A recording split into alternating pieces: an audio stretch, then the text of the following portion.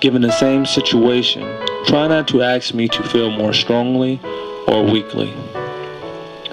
If I take action or fail to take action in the manner of your plan for action, let me be. I don't ask for you to understand me. That will come only when you are willing to give up in altering me into a duplicate of you. I may be your husband, your mother, your child, your friend, or your co-worker. If you allow me any of my own desires or emotions, then you release yourself so that someday these ways of mine might not seem so incorrect. It might finally appear to you that this is right for me. To deal with me is a first step to understanding me. You don't have to embrace my ways as true for you, so that you are no longer annoyed or disappointed with me for my seeming disobedience. And in understanding me, you might come to award my differences from you. And far from seeking to change me, but to protect and even deal with those differences. Trust me. Trust me, I understand it took me years to become a contrick in some of the ways of my thinking. I have to give to telling anyone in the world what is the truth, by giving them a reply yes or no. We as humans make gray areas for ourselves, but I'm here to tell you there isn't any if you stay on the path. If you stay on the course, you will reach your goal. Why can't it be that simple? Because we have many individuals that undergo critical thinking when something does not seem logical. There are so many controversial subjects in today's society, such as religion. Take for instance, the Bible said it was an apple that the serpent gave Eve, but also they didn't say it wasn't. Most people, when they are faced with a dilemma of uncertainty, take it upon themselves to use their experience to come to a conclusion. Some individuals have their own views on different discussions. If you ask me, was there heaven or hell, I would tell you that most humans create their own hell here on earth. But there's only one point of view that I have. I've heard it all when it comes to questions and answers of an average person. I think they're always the same, but just different faces. I learned that people still do the same thing over and over again and expect a different result. It's impossible. Sometimes you ask yourself, what are these people thinking? Every great empire has been destroyed, from the Roman Empire to Hitler's army, because it was not built on the foundation of righteousness. Good would always prevail over evil.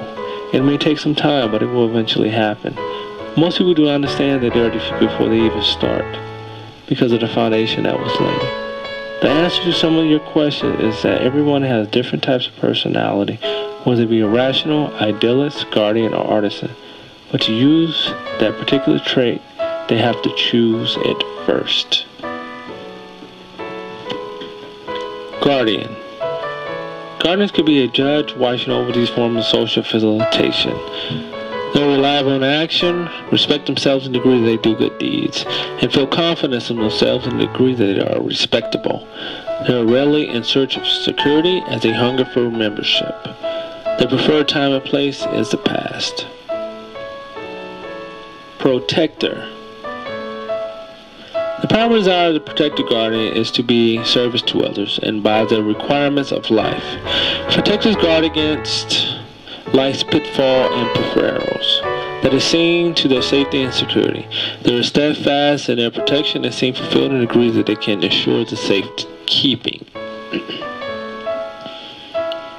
Protectors find great satisfaction in assisting in demoralizing and can deal with disability and neediness in others better than any other type. They go about the task of caretaking modestly, as unassumingly, and because of their efforts are not sometimes fully appreciated, protectors move from topic to topic as they talk their everyday concerns. However, their shyness for strangers is often misjudged as stiffness, even coldness, when in truth these protectors are warm-hearted and sympathetic, giving happily of themselves to those in need. Their quietness ought really to be seen as an expression not of coldness, but of their sincerity and sureness of people.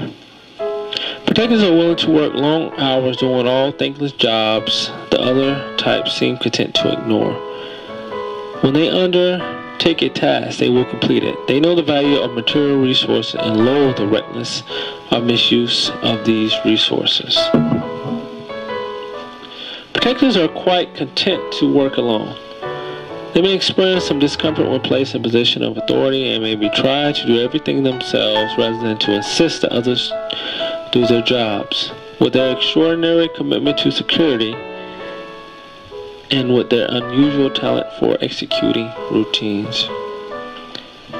Inspectors. Inspector guardians look carefully and thoroughly at the people and institutions around them. Inspectors are characterized by decisiveness in practical affairs. They are super dependable, which best describes them. Uniform quality must be maintained, and those around them should uphold certain standards of attitude and contact.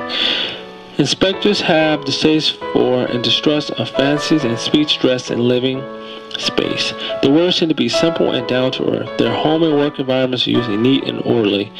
Classic antiques and heirlooms are especially valued.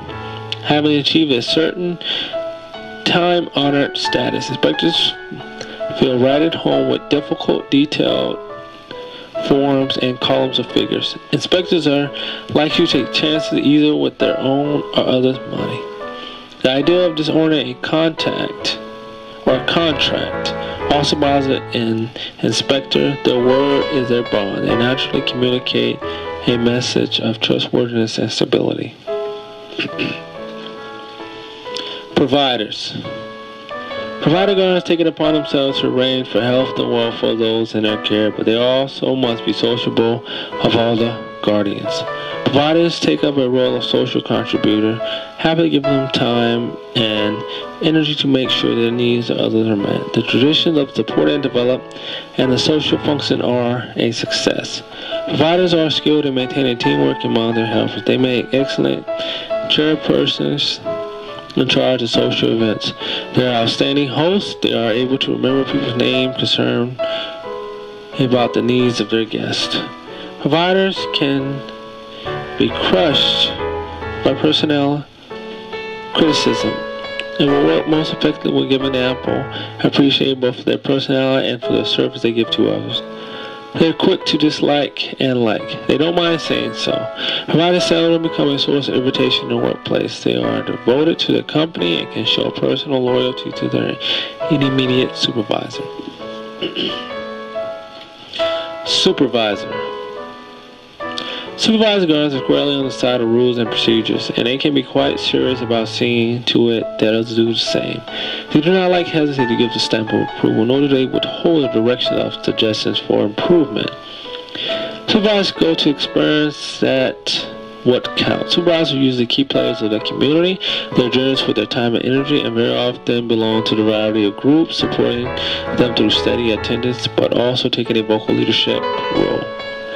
Supervisors worry a great deal about society falling apart, morality decaying, the standards being undermined, and traditions being lost. Guardian. Conduct is kept within bounds. Everything should be in a proper place. Every action should be closely supervised, and projects thoroughly inspected.